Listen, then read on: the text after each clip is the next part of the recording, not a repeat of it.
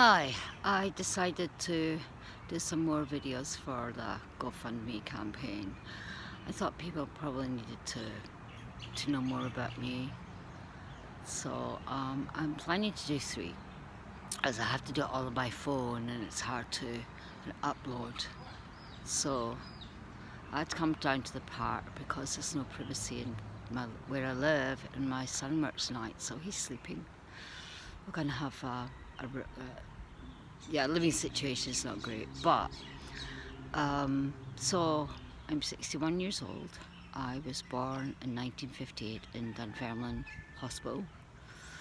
My father's a coal miner. We lived in Cowdenbeath, and we moved around with the mines as they closed. So we ended up in Drunken in Ayrshire for 3 years, and then he got a job with in a mine outside Edinburgh. So I moved to Edinburgh, and that's where I lived most of my life. And I suffer from PTSD and general anxiety disorder. The general anxiety disorder, I always remember having that. I've always lived with it. And I had my first panic attack when I was between the ages of 7 and 10, because I know we were living in Drunken Ayrshire. But I didn't have a great childhood. My parents were always arguing, so that contributed to my PSD I have today. I went to live with my friends in Edinburgh twice.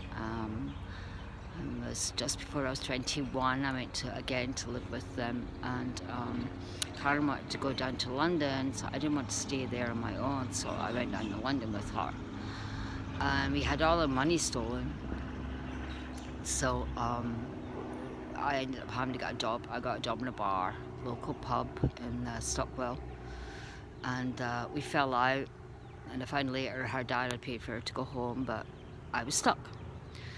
It was hard, but I survived, obviously, and I eventually got my own flat in London, and that's where I met my now ex-husband, who at the time, I think I was 37 and he was 27. So I mean, I know I've knew him for 3 years. We deliberately got pregnant, and then we decided to get married, which I had to apply for permission. So I didn't really want to get married, but I thought my son would have a better life because my ex-husband could help provide for us.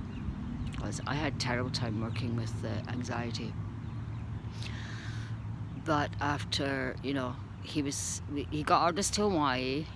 We came to Hawaii, got military housing, but I was on my own because he was at sea all the time with this little hyperactive child, and I couldn't drive, so it was a very isolating existence. And then he got orders to South Carolina, and that was more of the same because, it's a long story, but basically it was isolating because there was no buses. I did get a job, but the bus would come and pick me up, and then we got orders back to Hawaii. But in South Carolina, as soon as we got to the mainland, he started to show his true colours, and everything I said was not true. He was very manipulative, and it was a terrifying time. I suffer from PTSD because of all the yelling and everything else. And the way the PTSD affects me is that like somebody's yelling, and my son's the same way. He suffers from anxiety.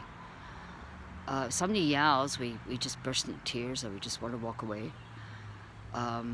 In crowded places, I just want to run out. Like for example, my friend had Easter dinner yesterday, and they wanted me to sit at the dinner table. There's all these people talking very loudly, and I was being very quiet, but the person next to me tried to talk to me, and it was too much noise, and I just had to cover my ears, and I felt bad, but it affects my everyday life because I work with the public. Anyway, so I'll finish this one, and I will do another one.